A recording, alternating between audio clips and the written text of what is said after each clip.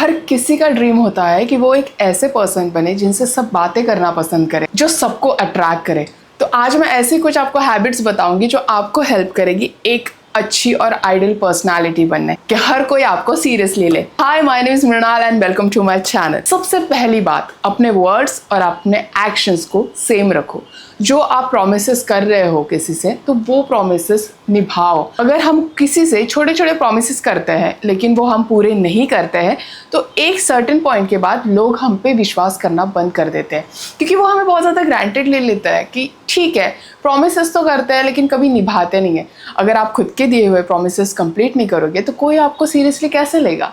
दुनिया में बहुत से लोग होते हैं जो खुद को बहुत ज़्यादा एक्सप्लेन करते हैं, लोगों के सामने खुद को बहुत ज़्यादा जस्टिफाई करते हैं। So my second point is, खुद को बहुत ज़्यादा एक्सप्लेन करना बंद करो।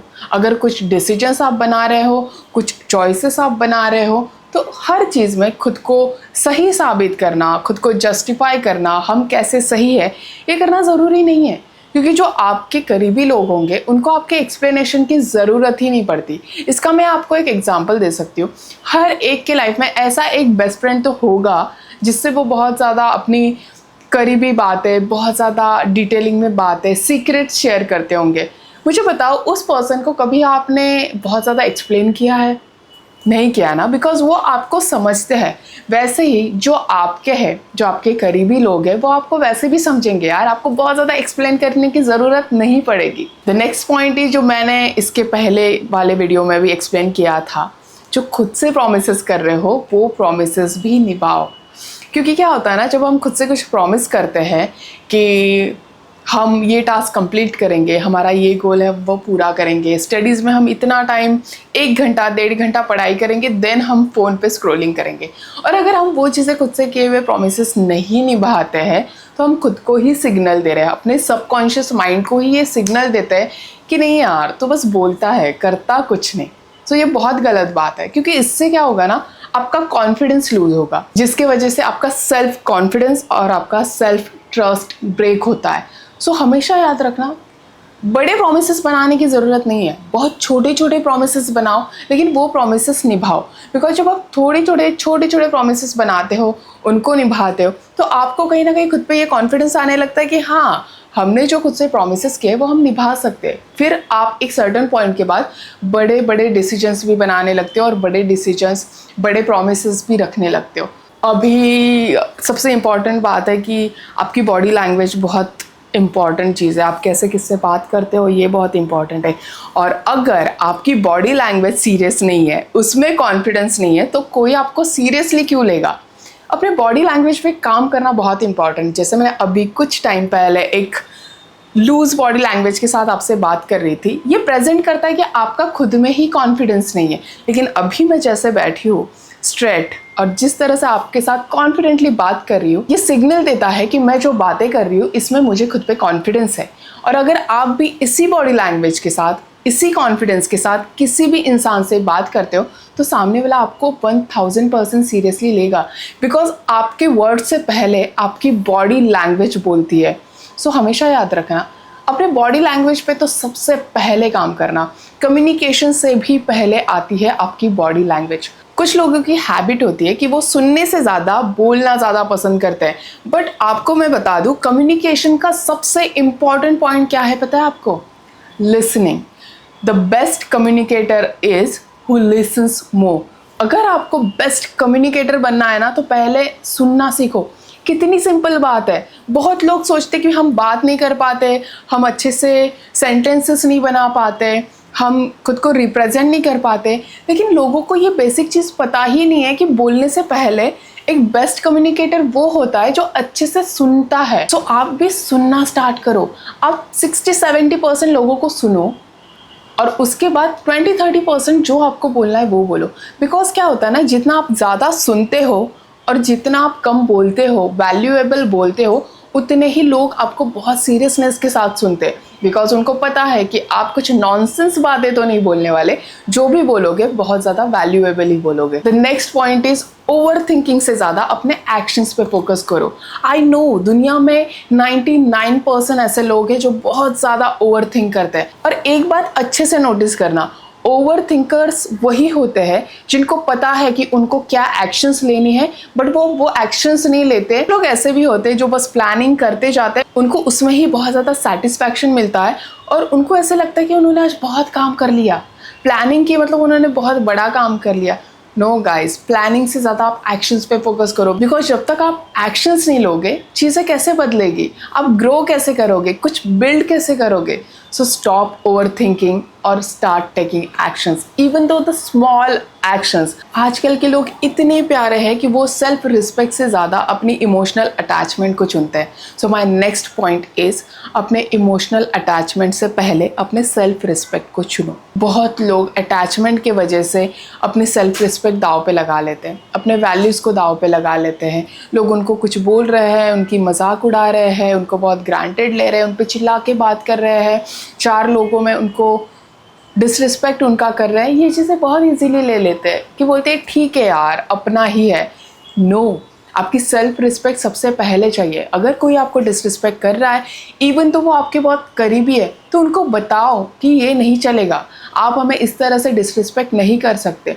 अगर आप आपकी सेल्फ रिस्पेक्ट की वैल्यू नहीं करोगे, अगर आप आपके खुद के लिए स्टैंड नहीं लोगे, तो हर कोई आपको बहुत ज़्यादा ग्रांटेड लेगा। अटैचमेंट से ज़्यादा इंपॉर्टेंट होता है सेल्फ रिस्पेक्ट, बिकॉज जो लोग आपसे सच में प्यार करते हैं ना, वो ऐसे आपको डिसरिस्पेक्ट तो नहीं करेंगे, वो हमेशा ध्यान रखेंगे कि आपको कोई चीज़ बुरी ना लगे, आप किसी चीज़ की वजह से हर्ट ना हो जाओ। तो जो अपने हैं वो आपके सेल्फ रिस्पेक्ट की हमेशा वैल्यू करेंगे, और जो अपने नहीं है वही आपको डिसरिस्पेक्ट करेंगे। सो कोई आपको डिसरिस्पेक्ट कर रहा है तो खुद के लिए स्टैंड लेना सीखो। हमें नो सुनने की आदत नहीं होती है, हमें बस चाहिए कि कुछ भी हम बोल रहे हैं उस पर हमें हाँ ही आए। इसीलिए बहुत सारे लोग रिजेक्शन को बहुत पर्सनली ले लेते हैं और हर्ट हो जाते हैं।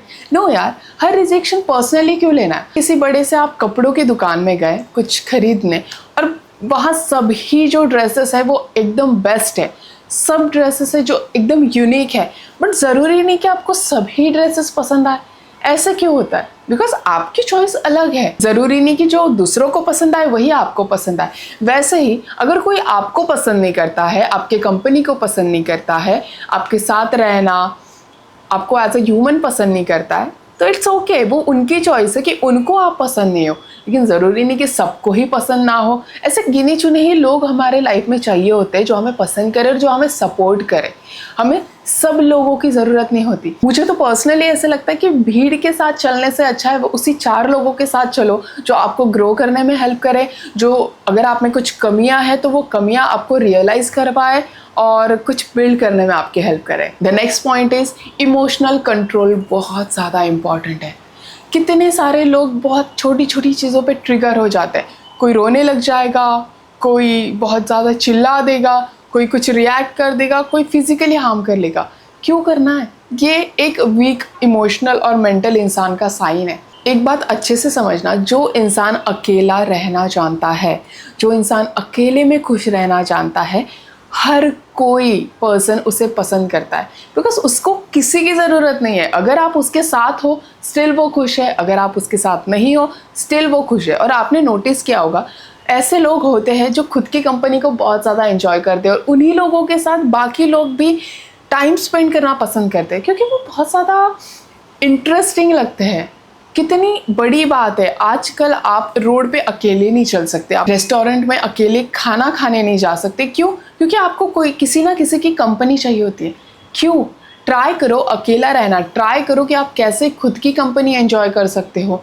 ये एक स्किल है और मुझे लगता है हर एक इंसान ने ये स्किल सीखना ही चाहिए कि आप अकेले में कैसे खुश रह सकते हो, अपनी कंपनी को कैसे एंजॉय कर सकते हो। जैसे मैंने लास्ट वीडियो बनाई थी कि वैल्यूएबल इंसान बनो, तो वैल्यूएबल इंसान आप कैसे बनोगे? जब आप लॉयलिटी बोल के नहीं, वो अपने एक्शन से दिखाओगे। रिस्पॉन्सिबिलिटी लोगे, ये बोलना नहीं, जब आप आपके एक्शन से दिखाओगे कि आप कितना रिस्पॉन्सिबल हो, आप कितने अच्छे से वो रिस्पॉन्सिबिलिटीज़ को कंप्लीट करते हो। अपने वर्ड्स से ज़्यादा अपने एक्शंस पे फोकस करना होगा कि हम जो बोल रहे हैं वो चीज़ें हमारे एक्शन से दिख रही है।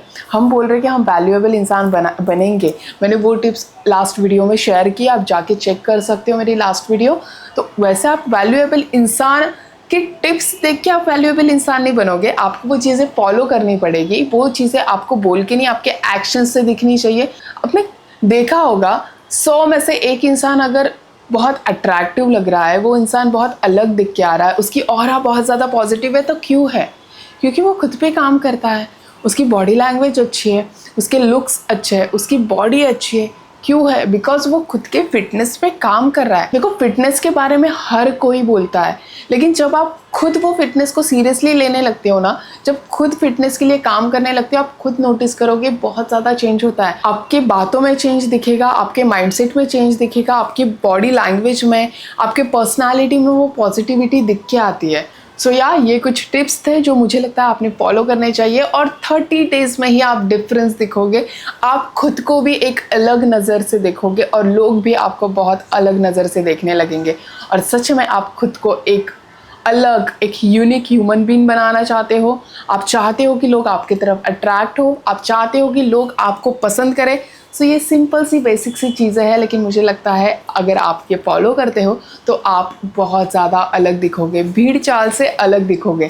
सो yes, thank you so much for watching my video, और मिलते हैं नेक्स्ट वीडियो में। अगर आपको मेरी वीडियोस पसंद आ रही है तो आप मेरे चैनल को सब्सक्राइब भी कर सकते हो। सी यू।